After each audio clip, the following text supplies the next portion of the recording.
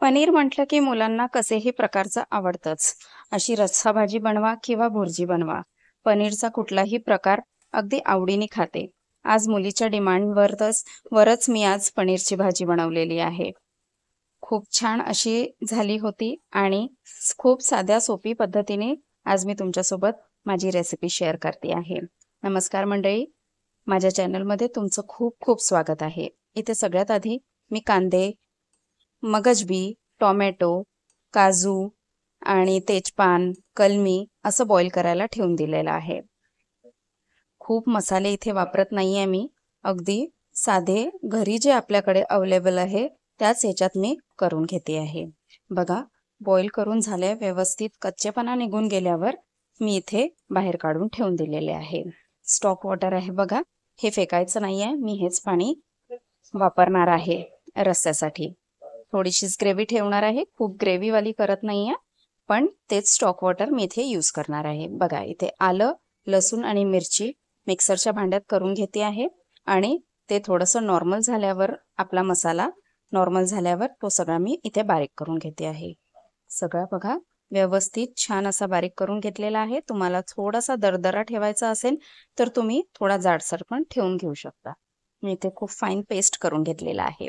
इथे बघा, कढईवर तेल ठेवलेलं आहे आणि 1 चम्मच पूर्ण मी बटर घालून घेतलेलं आहे. बटर मेल्ट न करता घट्टवालंच बटर मी इथे घालून घेतलेलं आहे. बटर तेलचं कॉम्बिनेशन पनीरच्या भाजीमध्ये खूप छान लागतं. तुम्ही नक्की ट्राय करून बघा. करत असाल तर काहीच हरकत नाही, पण नसेल करून बघितलेलं तर नक्की करून बघा. इथे मी तेलात पहिले तेजपान घालून घेतलेलं आहे. मी मसाल्यांमध्ये पण 1 तेजपान घातलेलं होतं. इथे 1 तेजपान घालून घेतलेला आहे आणि 2 छोटे असे साईजचे मी बारीक चिरलेले कांदे इथे घालून घेतलेले आहे. मी बॉईल पण करून घेतलेला आहे कांदा आणि वरून पण असा घालते आहे. दोन्ही पद्धतीत मी घालते. तर बघा, इथे खूप खरपूस खमंग करायचा नाहीये, पण कच्चेपणा निघून जावा, ट्रान्सपरंट होईपर्यंत इथे कांदा आपल्याला व्यवस्थित मी इथे परतवून घेते आहे. बघा, कांद्याचा रंग चेंज झालेला आहे. बस इतकंच करायचं आहे आणि जो मिक्सरमधला पेस्ट करून ठेवलेला होता तो इथे घालून घ्यायचा आहे. बघा, इथे आता खूप भाजायचं नाही आहे आपल्याला हा मसाला, कारण ऑलरेडी तो आपण बॉईल करून घेतलेला आहे, त्याचा कच्चेपणा निघालेला आहे. पण आपल्याला सगळं व्यवस्थित सुखे मसाले सगळं एकजीव करण्यासाठी आपल्याला इथे थोडा वेळ इथे भाजून परतून घ्यायचा आहे. बघा, थोडं झाकून ठेवलं होतं मी, एक वाफ येऊ दिलेली आहे, थोडं हलकं तेल सुटलेलं आहे. तर बघा, आता मी इथेच थोडं व्यवस्थित परतवून घेतलेलं आहे आणि लगेच इथे सुखे मसाले घालते आहे. हळद, इथे साधं तिखट, त्याच्यानंतर लाल आपलं काश्मीरी तिखट घातलेलं आहे मी इथे आणि मिरच्या पण मी घातलेल्या आहे, त्यामुळे ते इथे तिखट मी खूप जास्त घालत नाही आहे. भाजलेला जिरपूड, धनेपूड आणि मीठ. मीठ बघा, इथे बॉईल करताना कांद्यांच्या याच्यात पण मी मीठ घातलेलं होतं. तेच स्टॉक वॉटर मी यूज करणार आहे, म्हणून इथे मी या मसाल्यांना होईल इतकंच मी इथे मीठ सध्या थोडं टाकून घेतलेलं आहे. बघा, व्यवस्थित परतवून घेते आहे सगळं आणि बघा, व्यवस्थित छान असं एकजीव करून घ्यायचं आहे सगळे मसाले. बघा, इथे मी पनीर स्वच्छ धुवून कोमट पाण्यात असे थोडा वेळ मॅरिनेट करायला ठेवून दिलेला आहे. सॉरी, मॅरिनेट नाही, भिजवायला असं. त्याच्याने काय होतं की पनीर छान असं मऊ पडतं. इथे आपला मसाला होतपर्यंत पनीरचे काप करून घेते आहे. बघा, अगदी छान कडकपणा पूर्ण निघून जातो. फ्रीजमधनं काढून ठेवलेलं होतंच आधी थोडा वेळ आणि कोमट पाण्यात असं थोडा वेळ मी एक 10-15 मिनिटं मी भिजत घातलेला आहे. त्याच्याने छान मऊ पडतं आणि खूप छान असं लुसलुशीत लागतं. बघा, तुम्हाला इथे फ्राय जर करायचं असेल आहे ना, तर तुम्ही हे ट्रायंगल बटर आपलं तव्यावर टाकून हे ट्रायंगल्स तुम्ही तव्यावर छान भाजून घेऊ शकता. मी इथे भाजत नाही आहे, मुलीला असेच आवडतात पनीर, त्यामुळे मी इथे फक्त हे असेच ठेवणार आहे.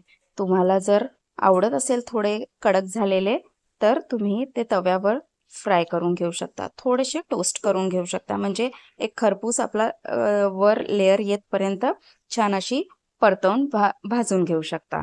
बघा, छान तेल सुटलेलं आहे. खूप तेल सुटत नाही या भाजीला, पण एक मसाले एकजीव होण्यासाठी जितकं गरजेचं होतं तितकं तेल सुटलेलं आहे आणि छान बटरमुळे पण चमक आलेली आहे मसाल्यांना.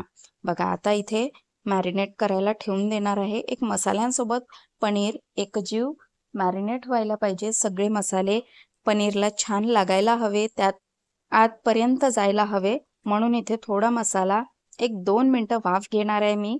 पाणी घालायच्या आधी सगळा मसाला पनीरला लावून घ्यायचा आहे.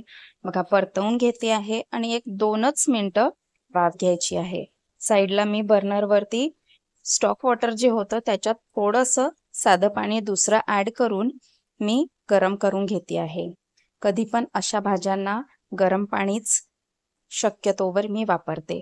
थंड्या पाण्याने एक तर कुकिंग प्रोसेस तुमची थांबते आणि भाजीची चव जायला होते. त्याच्यामुळे इथे आपल्याला भाजीची चव जायला नको आहे. बघा पनीरला वगैरे थोडंसं तेल सुटतं, ते तेल सुटलेलं आहे. आता एकदा पुन्हा मी परतवून घेते आहे. बस 2च मिनिटं आपल्याला वाफ घ्यायची आहे. इथे जास्त काहीही वेळ न लावता इथे बघा थोडं परतवून घेते आहे आणि जे बॉईल केलेलं पाणी आहे तेच मी इथे वापरते आहे. सुरुवातीला थोडं घालून घेते आहे. पहिले मिक्स करून घेऊ एकसाथ न टाकता. कन्सिस्टन्सी किती होती आहे रस्स्याची, खूप रस्सा इथे ठेवायचा नाही आहे, खूप पतला नाही आणि खूप घट्टही नाही. असं थोडंसं आपल्याला सैलसर अशी ग्रेव्ही ठेवायची आहे. छान बघा थोडं पाणी लागणार आहे मला, म्हणून मी उरलेलं पूर्ण पाणी इथे घालून घेते आहे आणि 1-2-3 मिनिटं आपल्याला पूर्ण रस्स्याची छान उकळी घेऊन घ्यायची आहे आणि भाजी आपली पूर्ण रेडी आहे. जास्त वेळ लागत नाही. बॉईल करून घेतलेले मसाले असतात त्यामुळे जास्त वेळ लागत नाही इथे मसाला भाजायला वगैरे, पण थोडाफार वेळ जेवढा भाजीला उकळी यायला स्टीम द्यायला लागायचा आहे तेवढा लागायचा आहे. बघा आता इथे सगळ्या मसाल्यांना थोडं बॅलन्स करायला इथे 1-2 चिमूट मी इथे साखर घालून घेते आहे आणि सगळ्यात शेवटी कसुरी मेथी नक्की वापरा. खूप सुंदर लागते आणि खूप सुंदर एरोमा येतो त्या भाजीला कसुरी मेथीमुळे. पूर्ण किचनमध्ये इतका सुंदर सुवास दळवळतो आहे की अगदी सांगायलाच नको.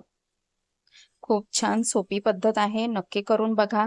याच्या व्यतिरिक्त अजून काही तुम्ही स्पेशल तुमच्या भाजीला करायसाठी टाकत असाल आहे तर मला नक्की सांगा.